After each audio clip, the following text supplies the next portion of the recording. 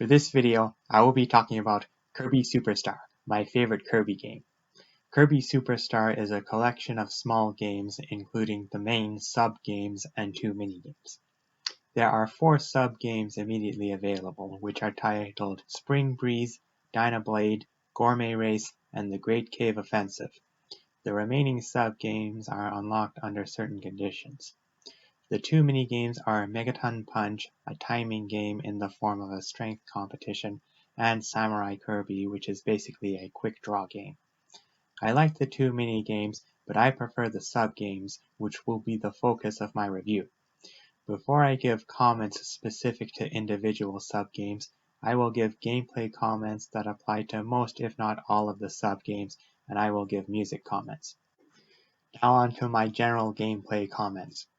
Kirby's ability to copy enemy abilities, a staple in the Kirby series, returns in this game, and the copy ability in this game is deep and well executed.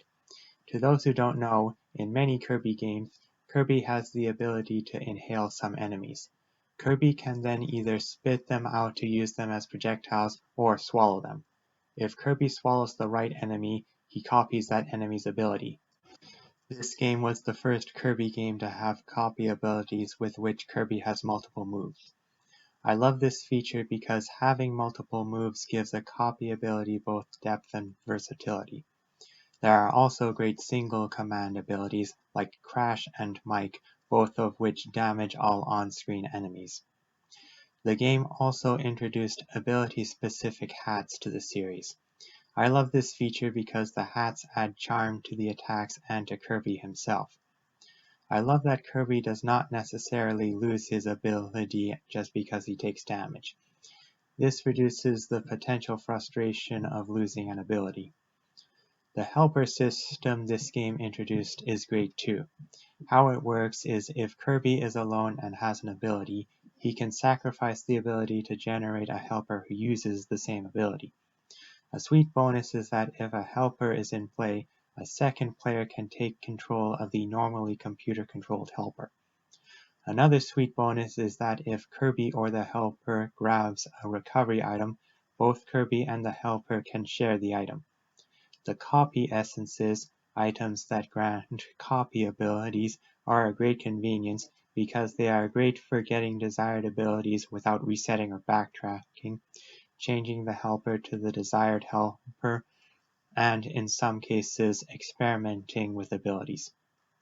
The graphics are colorful, well-drawn, and detailed. The sprites are well animated, and their art style fits well in a Kirby game. Kirby's sprites are expressive and do a great job of portraying Kirby's cuteness. The environments are greatly varied, are beautiful and vibrant, and fit well in a cute and colorful Kirby atmosphere. I will now talk about the soundtrack. The music is excellent and goes well with Kirby. In addition, the songs add the right atmosphere to the environments in which they are played. My favorite songs include Green Greens, Peanut Plains, Candy Mountain, the first Gourmet Race track song, the first Great Cave Offensive area song, Grape Garden, and the Halberd songs. I will now give comments specific to subgames. I will first talk about Spring Breeze, which is a retelling of the first Kirby game, Kirby's Dream Land, which itself was originally released for Game Boy. The premise of Spring Breeze is that King Dedede has stolen all of the food from Dreamland, and Kirby offers to stop King Dedede and get the food back. This subgame is a great place to start if you want to get into Kirby Superstar. The level design is not overly complicated, the subgame is a good introduction to copy abilities and to combat, and the subgame is not too long. I will now talk about the final battle of Spring Breeze. The final battle against King Dedede is great, and my favorite battle in Spring Breeze, thanks to his excellent song, his sprites, and his attacks. I also love that the battle is in a boxing ring in a packed stadium. The ring and the audience add excitement to the battle. I will now talk about the ending of Spring Breeze. King Dedede getting knocked out of the castle is funny and satisfying, and Kirby inflating to large size and carrying the castle as the credits roll is cute. Now on to Dynablade. Dynablade is similar in gameplay to Spring Breeze, except Dynablade has an overworld map and the player can revisit completed stages. The premise of Dynablade is that a giant bird named Dynablade is ruining Dreamland's crops and Kirby sets out to stop Dynablade. The stages are well designed and have side paths that encourage exploration. The map also has side quests, which are opened by switches hidden in the main stages and lead to rooms called trial rooms, where players can access copy essences and test out different copy abilities. The trial rooms and the stage's side paths give the Dynablade subgame depth and replay value. I will now talk about the final battle of Dynablade. The final battle against Dynablade herself is great because Dynablade is colorful, well drawn, and well animated, and because of the great use of Mode 7. I will now talk about the ending of Dynablade. Kirby getting annoyed by the chirping of Dynablade's chicks is cute, and the chicks themselves are cute. Kirby feeding the chicks apples, teaching the chicks to fly, and waving Dynablade and the chicks goodbye are all heartwarming themes. Now on to Gourmet Race. In this subgame, Kirby races King Dedede in 3 courses and collects food in the courses to get a higher total score than King Dedede. The total score depends on the number of wins and the total number of food items collected. Racing King Dedede is exciting, the tracks are well designed, and the score and time components give the subgame replay value. This subgame does not have an ending per se, just a win screen and a loss screen. The win screen is very satisfying. Now for the Great Cave Offensive, an exploration-based subgame and my third favorite subgame. The premise is that Kirby falls into a hole and finds himself in what appears to be a cave. He tries to find his way out of the cave and finds treasure along the way. The idea of exploring a huge cave containing treasure is engaging, and the enemies and bosses add excitement to the exploration. The cave is well designed and greatly varied, and the optional treasure and multiple paths add replay value to the Great Cave Offensive. I will now talk about the final battle of the Great Cave Offensive. The final battle against Wham Bam Rock, a face with hands made of rock, is fun because of Wham Bam Rock's designs, his variety of attacks, and the intimidating nature of his attacks. I will now talk about the ending of Great Cave Offensive. Kirby using a warp star to escape the cave is satisfying, and the list of treasure the player has collected is a great retrospective of the journey. Now on to the first unlockable subgame, Revenge of Meta Knight, a dark action adventure and my favorite subgame. The premise is that Meta Knight is trying to take over Dreamland with his flying battleship, the Halberd, and Kirby sets out to stop him. This one is my favorite subgame because of the great dialogue, the music, the boss battles, and the timer, which adds intensity and excitement to the subgame. The stage designs are also great and have side paths that encourage exploration. I will now talk about the final battle of Revenge of Meta Knight. The final battle against Meta Knight is great and my favorite battle in the subgame, thanks to the fitting music and Meta Knight's attacks. The escape sequence after the battle is great too, because of the strict timer adding intensity and excitement, the fact that Kirby has to escape in Wheelie Rider form, one of my favorite forms in the entire game, and the intensity and excitement of Meta Knight trying to stop Kirby from escaping. I will now talk about the ending of Revenge of Meta Knight.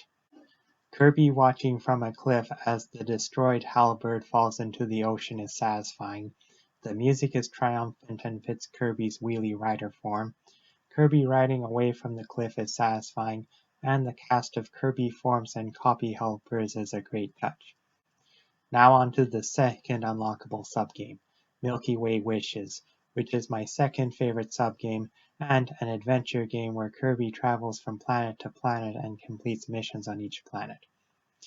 The premise is that the sun and moon are fighting, and a jester named Marx tells Kirby to ask a comet named Nova to stop the fighting, but also tells Kirby to first gather star power from different planets around Popstar, the planet where Dreamland is located.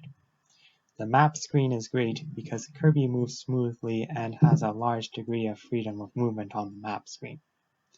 The subgame lacks enemies that Kirby can swallow for abilities, but makes up for this with the ability of Kirby to change his form at any time with any copy ability form he has collected in the sub-game, giving depth and strategy to the gameplay, and reducing the frustration of not having the right ability at the right time. The stages are greatly varied and well designed, and the rooms containing the copy abilities add replay value to the sub-game. My only problem is that most of the bosses are reused from other sub-games, but this is just a minor problem. I will now talk about the final battle. The final battle against Marx is my favorite battle in the whole game because of the excellent song, the dark and intense setting, Marx's awesome and colorful design, and Marx's variety of intimidating attacks. Marx's theme is one of my favorite songs in the whole game, and it goes well with Marx's design and attacks and with the setting. I will now talk about the ending of Milky Way Wishes, which is my favorite ending of any subgame. Marx getting launched at Nova and the resulting explosion of Nova are very satisfying. Kirby flying back to Popstar, the sun and moon no longer fighting, and Kirby sleeping peacefully in his house are heartwarming. The credit sequence is great, primarily because of the excellent song, which is my favorite song in the game. The song goes well with the end of a difficult journey and with the end of the most difficult subgame. In addition, the credits have cute sprites next to the position titles, a very nice touch. Now for the final subgame, the arena, which does not appear at all until the player completes Milky Way Wishes. In the arena, Kirby fights the bosses from the other subgames in a gauntlet challenge. I think this is a great love letter to the other subgames because my favorite parts of the other subgames are the boss battles. Having Marx as the final boss of the arena is a great idea because he is easily the most difficult boss in the entire game and because he works better as a final boss than any of the other bosses in the entire game. Overall, Kirby Superstar remains a strong Kirby game and my favorite Kirby game due to its blend of multiple gameplay styles that fit in a Kirby game and that each have qualities that made prior Kirby games great. The game is also made great by its challenging and varied stage designs, its colorful and cute graphics, its excellent soundtrack, its smooth and deep play control, and its great use of Kirby himself. That concludes my review of Kirby Superstar. Take care.